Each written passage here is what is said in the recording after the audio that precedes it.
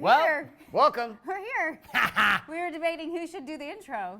So we started the show Date Your Wife, the podcast, as therapy.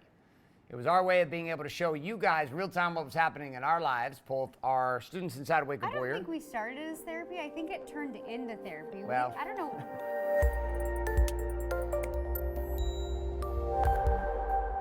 January 2018, we launched the podcast Date Your Wife. We went solid all through 2018, built a huge group of people to listen to it every single week, inspiring you to have conversations that were real, raw, and relevant to produce results in your life, inside of your marriage.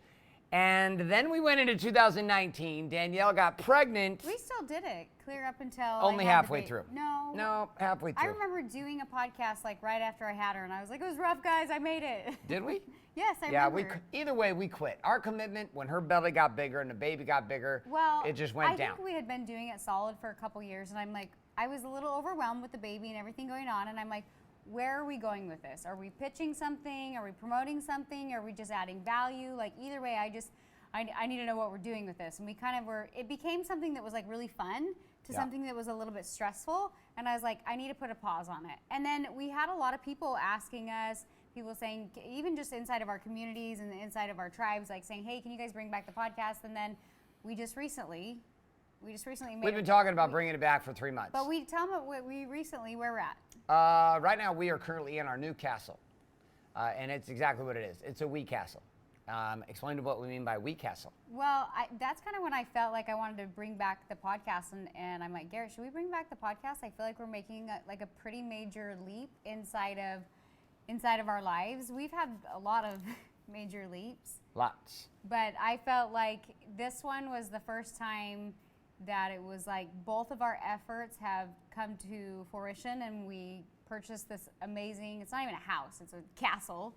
And it's somewhere where I kind of had my eye on it for the last couple of years and kept telling Garrett, I'm like, I think we end up getting that house. I'm like, I don't know how, but I think we end up getting that house. And I'm not someone that like believes in like, if you just put it out there, it comes true. You definitely have to work towards your goals. But I also think that you have to entertain those goals in order to make them happen. And honestly, that's what we did. We were like, no, I don't know if we can get into that house. I don't know. And that's what we said 4 years ago at our last house. Yep. And then everything just happens so smoothly, and here we are, and I have to ask myself, I'm like, okay, who are we supposed to become? What's next? Like, it's meant to be kind of thing. Like, as cheesy as that sounds, I'm like, I feel like if this wasn't supposed to happen, then it wouldn't have happened. So bottom line, here's the deal. Danielle and I spent 3 stages in relationship. We had, I should say, stage number 1 was... 17 stages. 17 stages, but I created a video at divorceyourwife.com that you can go check out. Right? It's a very catchy clickbaity headline. But it gets about 500,000 people every single week who opt in to watch a video. And I talk about the 5-stage relationship Danielle and I went through. We've been together for 20 years. We've been married coming up on 18 years. As you heard, she got pregnant, does not look pregnant now, went off and won some fitness competitions, got sexy as hell, grew a booty through her squat workouts, and impresses me even more every single day. We'll talk more about that maybe in this show, maybe later, or maybe we'll save that just for the great experiences of memories and photos and videos inside my own mind. But nonetheless, that video, divorceyourwife.com, I'm going to walk through these 5 stages. The seduction phase. They're going to move from seduction to strangulation to suffocation, right? Which we may discuss those a little bit. And then there's this void, right? So we have these 3 things: seduction, strangulation, suffocation. And every relationship hits a suffocation point where you're like, fuck this, I'm out of here, fuck her, fuck him, I'm done, I can't do this relationship anymore. And this is why divorce has skyrocketed, and this is why people keep repeating the same shit. I think that what was different about our relationship, and I constantly have women asking me, I own a salon in Laguna Beach called DKW Styling, and I mean, I work with a lot of women, just like you work with a lot of men, and people are constantly like, how did you guys do it? And yeah, marriages work, and there's times I'm like, to this day, I'm like, hey, I don't really want to be in the same room as you today, so go away. But what I felt like was cool is we went from this space in our marriage where I literally, like, I was severely, like, turned off by you. I was like, I don't want anything to do with him. Like, and now I feel like we have this great chemistry back. So it's almost like I feel like we went through this place where we wanted to call it quits. We went to this place where we were like, I don't want to be with you anymore. And we had to rebuild trust. We had to rebuild our relationship. And through that, we rebuilt our chemistry. Now I think we like each other. Oh, yeah. for last night, it would No. be evident that Nope. you like me. So Nope. we'll keep going. All right, so here's the deal though. Like, we're gonna use some frameworks throughout all the shows to help you find some progress. And I'm gonna keep coming back to this model you'll find at divorceyourwife.com, which is this. Your first phase is seduction. We're back in seduction phase, which is quite fun. I love it. This thing just repeats itself over and over again. And gentlemen, let me spell that in English. That means lots of sex. Let's come outside of the lots of sex phase. Next phase is strangulation. This is when you start to recognize in your relationship that somebody has some flaws. You start to acknowledge, you're like, what? She what? She has some problems. And she's like, he's that what I thought was kind of annoying is actually becoming annoying. People and now will say like, oh, their true colors came out. I'm like, maybe you didn't notice those true colors. you were blind Yeah. to the true colors. So the true colors start to come out, but guess what? Seduction phase is still blending into the strangulation phase, so you don't care. You're like, all you can think about is the connection and the sexual vibe and the energy. So you let go of those stupid things that bug you. That's why it's like, I'm strangling, but I'm not suffocating yet. Then you get to a point where no amount of sex or seduction is enough, because strangulation is now the dark side or the dark warrior or the dark side now of my wife. Everything they do, you're like, ugh, like there's no seduction. You're just kind of like severely Turned off. You're just turned off, and you're kind of like roommates, and you're like, well, we got kids, so we should probably just continue to be just settle, I guess. You know what I mean? And I talk to a lot of women too who stay in relationships for kids, and I'm like, you have to understand that how you operate and who you are is maybe not the best for your kids. So I'm not like saying, yeah, get divorced, but I'm also saying like maybe where you're at is you think is the best situation for your family and your children, and it's not. So there's a decision that has to be made at this suffocation point. And the answer is divorce. Isn't that crazy? The answer is divorce. And at divorceyourwife.com, I go through that. I'm not trying to promote that site, except for like there's just a training video for an hour that walk you through, and it's been very useful to thousands of couples. I think it'll be useful to you. We didn't have it in the first round of the shows because I didn't have it figured out yet. So we're still in therapy sessions. We've still in therapy sessions figuring out. But you have a baby. Baby's a year and a half, over a year and a half old. A lot of shit's changed since we launched the original podcast, including purchasing the home of our dreams together as a partnership. Both our companies coming together with the profits to be able to make that happen. Both our brands exploding and the impact we're making in the world being massive. But most importantly for us is a marriage and a family that's on fire, which is what we want for you guys. So this jump between stage number 3, which is suffocation, like I can't do this anymore. The only answer is divorce. I'm out of here. This is when guys start looking at porn all the time and jerking off, cheating on their wives, doing all kinds of crazy stuff. You speak about what happens for the ladies. I mean, I feel like, what about the men that just like drown themselves in work? That is called seduction or suffocation too, right? Seduction to work?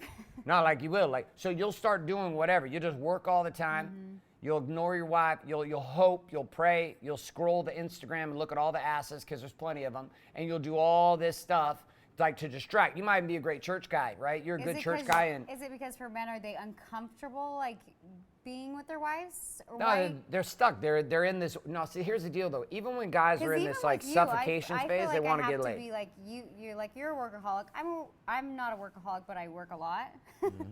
And there's been times even this last year where I'm like, hey, I know that if you just came home a couple nights a week earlier, like not at like 7, that means a lot to me. Yeah, you know I started coming home at 5:30 in 2021, and our sex game's gone up by like 300%. I don't need a lot. I just need like an hour a day. An hour a day of sex? No, I need like you physically to be. I don't even care if you talk to me. I can be there too. I don't. If you could just stand there, hold the baby, just be good looking. You just be just. I don't know, just be here. I guess my love language is time, but I would argue that any couple's love language should be time, because that's how you create. That's how you stay connected. So our goal is to help you get across the jump, right? There's a jump that has to be done between stage number 3, which is strangulation, where you feel like there's no way out. It's all dark. And even in the moments where you're super drunk in Mexico and you have sex and you think you're good, you come back to reality and you're like, this sucks. And you just kind of settle. And a lot of people may even not be in a place where they're cheating or looking at porn or drinking or doing that. You just get to a place you're like, you're numb. And you're raising your kids and you're numb. And then you hit your 50s and you're like, fuck it, you get divorced, right? Divorce is skyrocketing. COVID exposed the shit out of marriages, right? Divorce is through the roof. Alcohol consumption, 600% increase. People's sedation through the roof. Marriage has taken a hit like it's never taken before because of just the condition with masks and everything else we're facing. So there's a leap that has to be made. That leap is what led to the life that we have now. We made the leap in 2016, 17. I think too, like I'll get comments like, how'd you guys do it? And I'm like, I feel like we're in a really good space, but we're far and few, like we have rocky moments still to this day. But I think for me, and I think for you, we recognize when we're in that space. And for me, it reminds me of old patterns and habits and things like that. And I'm like, fuck that, Danielle, you're better than that. You need to work on your communication, like whatever it is. And so sometimes I fight for things like that might seem little, but I'm like, no, get your ass home at least 2 to 3 nights a week before 7 o'clock. Like, like I have to fight for little things like that. Whereas in the past, I'd be like, no, just be grateful that he works a lot and he takes care of you. And I'm like, I fucking work a lot and I take care of us too. And these are things for me that I know will actually make our relationships better. It's not even like I want it just for me. Like it's things like that that I want for us and I know will make our relationships better. And so it's like little things like that. I think people think we have it all figured out, but we just recognize when things are getting kind of rocky. And because we've gone through so much together, we quickly course correct. And in doing so, I feel like it makes us stronger a lot of times. So there's a jump. This jump that we made that led to this, right? Which is the ability to, we closed the door on divorce, number one. Divorce was an option for both of us. It was a thought in the back of our minds constantly, right? Up until 2016. If you don't know our story, we had, you can go, we'll go into it over the shows that are coming, but here was the reality, big pivot for us. 2016, her and I were like done. Like I was very public about this with our tribe. We were not one of those people that are gonna be like, oh my God, we love each other, best friends, soulmates, pop, and then next week, hey dude, we're getting divorced. So please send us your prayers and blessings and some biscuits in a basket. No. So we were very open about where we were. I feel like you were very open and I was like, no, I'm a lot quieter. You were not as open. But then I got to this place where I was like, fuck it, I can't worry about what people think about me. Like, I don't care. This is where I'm at. Like, I can't keep pretending we had a really nice home at the time. We had really nice cars. We basically like lost everything. Our marriage sucked. And I was like, I can't, like, there's no pretending anymore, and there's no power in pretending. Like, there's power in submitting and then starting over and rebuilding something that matters. So 2016, we were at that place again, and things were really good, but I wanted great, and we didn't know what greatness looked like. We were hunting for the life that we'd had here, because if you rewind 8.5 years ago, we moved here from Gilbert, Arizona to Orange County, California.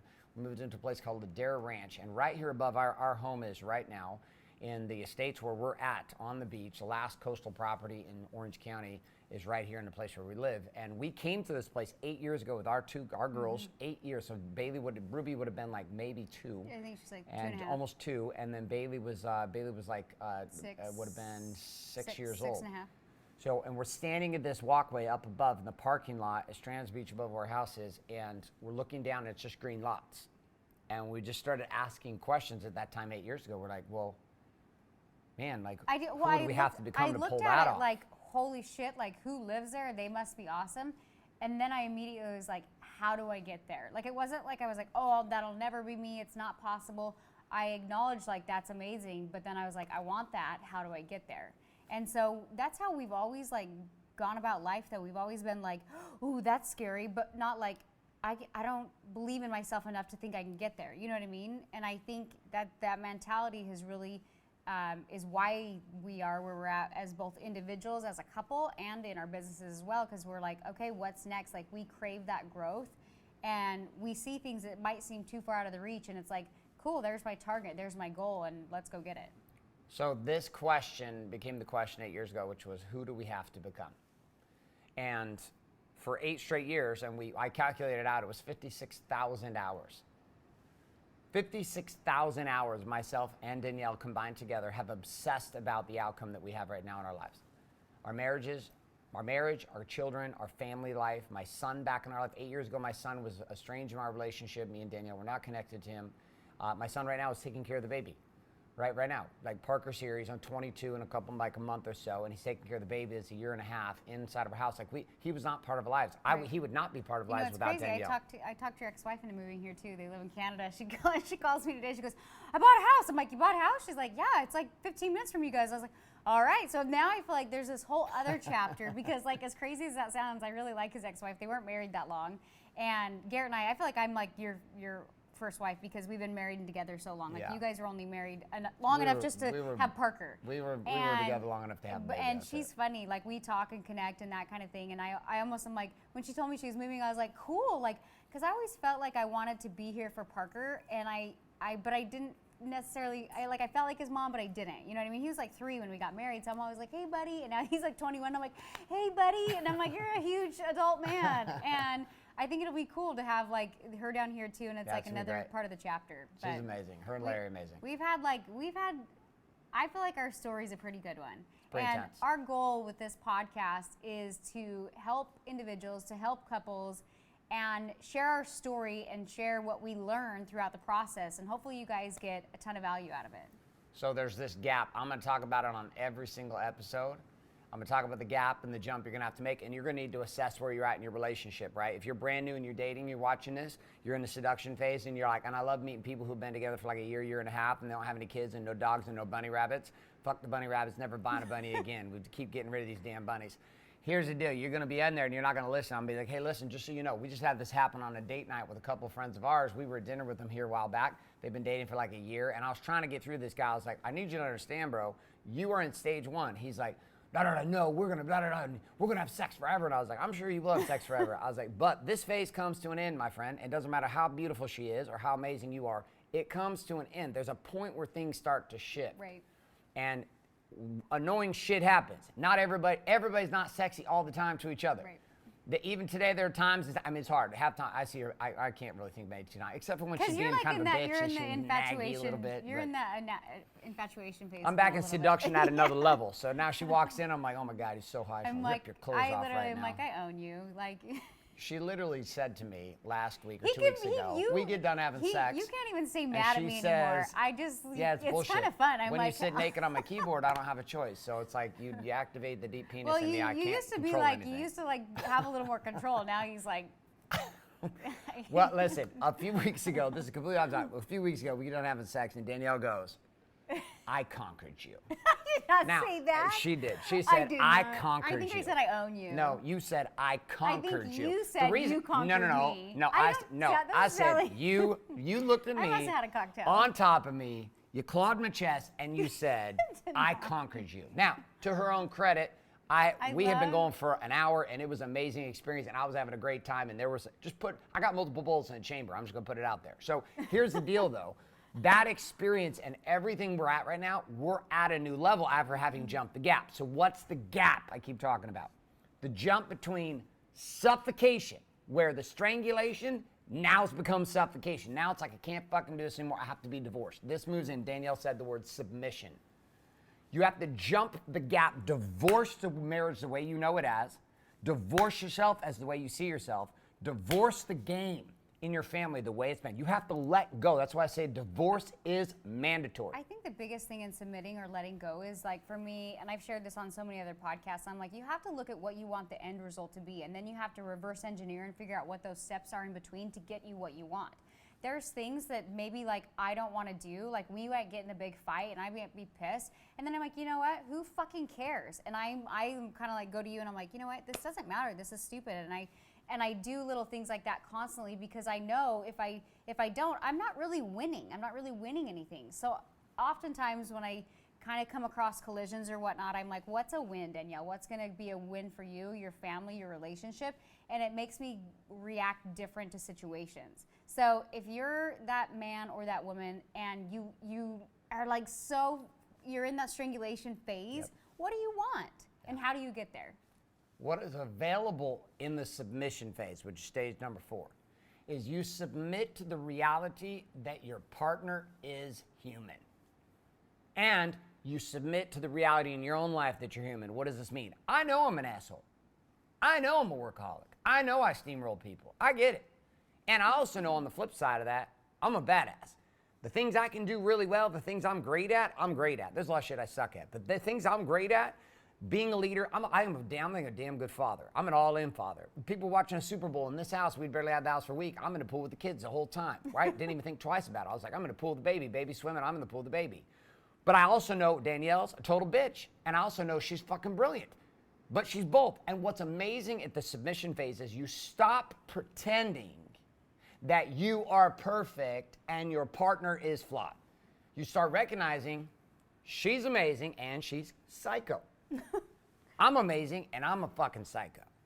And there's this power that opens up in that stage. Well, I think that everybody has those two sides of them. You know what I mean? And it's like, it's not like everybody has these sides of them. And when you're married to somebody and you're around somebody that much, you get to see every side. And you have to, even for me, like if you're being a crazy asshole, I have to be like, I'm just like, he's got work. He's in work brain. He's in work brain. Like this morning, we were walking up to the old house and he was like, well, did you get this and this? And I was like, I just didn't respond because I'm like, you're in work brain. And there's no reason to even like argue about it. I was like, I don't care anymore. In about 30 minutes, we're both going to forget about it. In 30 minutes, you text me and you go, love you, appreciate what you did. I'm like, yeah, no worries. I was just trying to take care of it. You know what I mean? So there's certain situations where you're both just like angry because maybe you haven't got your workout in or whatever it is. And those are situations where I don't let that even like escalate. I'm like, give it 30 minutes. Like, it's fine.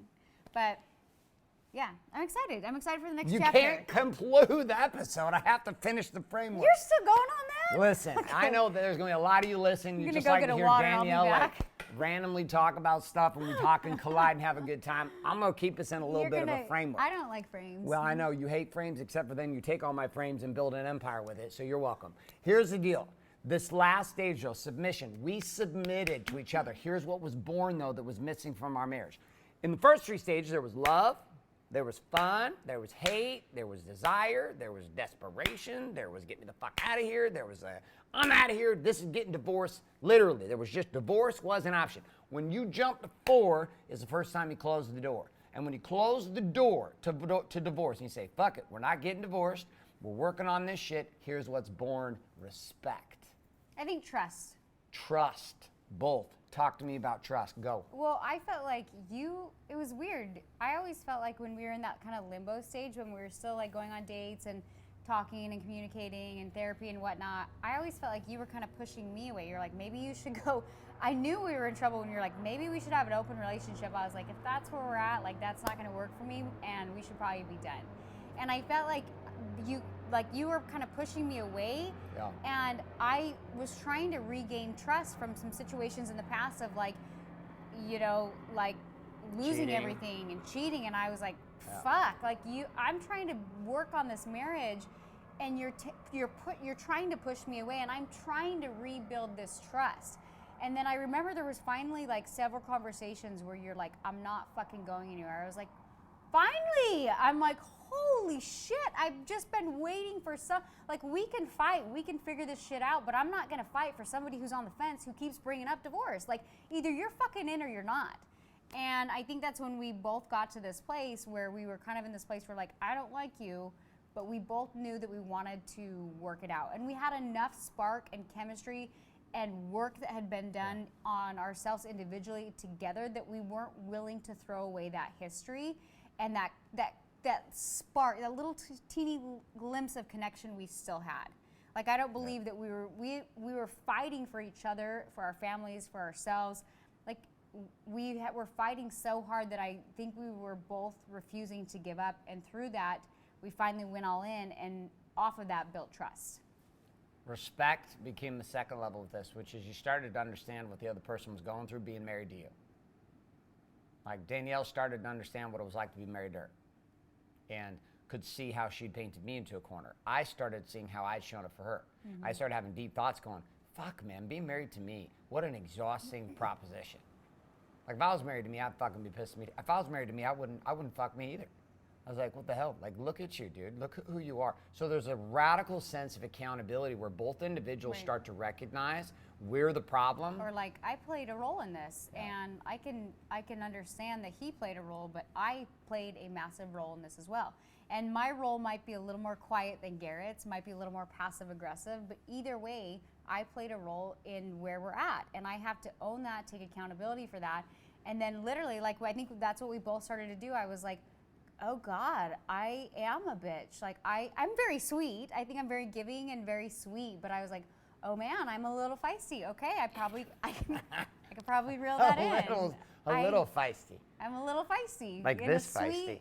Sweet way. Oh, listen, I love your feistiness because when it turns the other direction, yeah, I'm okay with it. Feisty has conquered you. Feisty's fine. Feisty I think you has like conquered that. you, and I'm okay but with being conquered. But I feel like I'm very like, I'm like out to please. I'm very doting. I'm very Doting. Yeah, you're welcome. That's a very You're intense welcome. word, doting. Doting? You've been watching Bridgerton too much. No, I stopped watching that. It's bad. So, final step, and then we're done with this episode. The final stage, when you start to establish respect and trust, there is a divine moment that happens, and this final stage I call salvation. And this is when the marriage is saved, and the relationship is saved, and there's a moment of healing that occurs that is deep. And I can't speak to what it was like for Danielle, but it was for me. And it was like my eyes for the very first time could see the power and the beauty and the history and the amount of time and energy and an ability to look at all the pain that I'd caused and to be able to let it go. And to look at all of the pleasure that I'd caused and to be able to let that go. And to let go of all the days and the times and the mess ups and the fuck ups and everything and say, okay, I love this woman. She's ride or die. I want to create life with her. I don't see any other woman. I see her. And that for me was the ultimate closure. And I feel like that happened it was interesting, that phase happened about the time Isla was born. I feel like that was probably the first time. Not so then? No, I feel like that was the first time where like her coming into our world here a year and a half ago, and you even being, it was while you were pregnant too. It was like that whole 2-year time period. There was just God was working on my heart, and God was like, listen, man, you need to stop fucking this up. God might not talk to you like that way. God talks to me that way. In my world, speaks my language, which is you need to stop fucking this up. And also, you're not a piece of shit. Let it go and grow. And just be all in and co-create with this woman. And from that place of salvation came this double down commitment from both of us. And while most companies and most people were getting crushed during COVID, I feel like, we dominated. You know what was cool about 2020 is I was like, because we kept telling our students, we're like, 2020 is not a reflection of where you're at. It's a reflection of where you've been the last 5 years, 10 years. And I was like, even though it was kind of scary and unsettling, I was like, we fucking showed up. And not only that, like we innovated, and I was like, wow, like my company did the most it's ever done in 2020 when my salon was closed down half the year because I knew how to course correct, I knew how to innovate. We had built such a strong foundation. It's like we fucking showed up, and I felt like our true colors really like came through. Yeah, there was crazy rocky moments. Our kids are in homeschool, like yeah, like I mean there were some there were some rocky moments, you know what I mean? Rough. Susan came out hard a few moments. Susan came out hard. When we moved to this house, I was telling everybody, I'm like, Susan died. Susan's dead. She's not classy enough to be here. Susan is Danielle after 5 shots. You know what? I didn't start drinking until my 30s, and sometimes I'm a lightweight. It just takes me over the edge, and then I'm like, oh, that was fun, and then not so fun the next day. So Susan's dead for now. So the place we're in right now is our dream home, and we purchased this home here just a couple weeks ago. We closed on it, moved in. It's a beautiful home. We saw this home this home took 5.5 years to build. It was like started construction about the time that we stood on that balcony and said, who would we have to become? The home was built for over 5.5 years, and then for the last 2 years, we've lived 3 houses down from this one, where the home we purchased in 2017, and we would walk past this home as it was opened up, and the owners only came for about 3 weeks over 2 years because it was a second or third home. They had divorces and some other things happen in their life, so things changed. And Danielle would tell me every day when we walked by, and I'd run past it every day to go surf. That was our house. I was like, that's nice that they're taking care of our home for us. Like. And then things lined up, and the universe opened up and said, hey, let's go. And we were like, okay. And we had history with this, and Danielle and I looked at each other, and we said, okay. You know, we're making a leap into a world that we want to be in, a world that we knew we would be in, and a world that we feel very comfortable being in. And this path that we're on right now is not about money. But I will tell you right now that money and intimacy in your marriage and the money that you create and co-create as a team and the relationship with your families and the way your bodies look and the way your spiritual life is on fire. We started going to church like a month ago, to a beautiful church here in Orange County called Ocean Church with Pastor Mark. Loving that church. First time I've seen Danielle be lit up, I think, by like just be lit up by a spiritual fire. She's a very spiritual woman, been much more spiritual than me. I think that's why I always had a hard time with church. I didn't feel I would have more spiritual time with myself, doing my own thing and reading and learning and that kind of thing. And so I kind of shied away from church, grew up very like Mormon, and never really had the same feelings I did as when I actually left the church. And then we would try some other churches and things like that, and I just like I felt like I had more spiritual time on my own. And then we went to this church, and I was like, that's the first time I've actually gone to a church and felt such an abundant spirit with the community and everybody else. So it was great. So lots of changes, right? Couldn't have told you that we would be heading down a path with Jesus Christ. That this would be something at the core of who we are and what we do. Not that we'd ever been against it or opposed to anybody who went that path. It's just for the past decade we've really worked with, I know directly with God, to create our lives to be what they are. But there seems to be a definitive path that's opening up, both with what I do at Wake Up Warrior and the explosion of now making Wake Up Warrior available to men and women as well as teens. And the conclusion of the 6 books that I published in 2019, the 6 apps that we published in 2020, and now the Wake Up Warrior Challenge that happens every 2 weeks with roughly 1,000+ participants from around the world who are participating in these live interactive experiences with us every 2 weeks. And amidst all of that change that's happened for Warrior, at the same time, there's been an explosion that's happening in the salon world and the hair world too. I feel like we've been grinding so hard that finally stuff's kind of like taking fruition, and it's like, it's just cool to see. I'm like, oh, it's almost like, I don't know if you ever sit back and you look at your company and you're like, wow, I did that, but then you're like, well, yeah, I've been hustling and grinding for the last 10 years, 10 years. Minimum. And so it's kind of cool to like have those moments where you like sit back and appreciate what you built and where you're at, and like you're like, all right, we're just getting started. Let's go. It's go time. And then to take those tools that you have been building and see other people use them and have it bring so much abundance to their lives. And that's kind of with my education. Like Garrett kind of helped me. I started it, and then Garrett kind of jumped in, and then I kind of took over about 3 years ago. And we have hairlines out. We have a whole online academy. It's so crazy. I built a whole online academy before I knew everything was going to go online. Like I just kept having this guidance, whatever you want to call it, guidance, higher self, whatever, this voice. It was like, you need to go this direction. And because I feel like I'm very tapped in, and when I hear that, I'm like, I need to go this direction. And we built this online academy, and it took off. And I feel like in a way, I still kind of think I'm a baby business, but I feel like I'm making some waves, and I'm really excited to where both of us are going and where we're currently at right now. So the ultimate goal for us, for you, in watching and being part of this podcast every week with us, is for you to have it all. We want you to have it all. This is the desire. We call it the Warrior's Way. It's embedded at the core of what happens in the hair world, which is the ability for you to have it all in your bodies, to be fit and lean and on fire as individuals.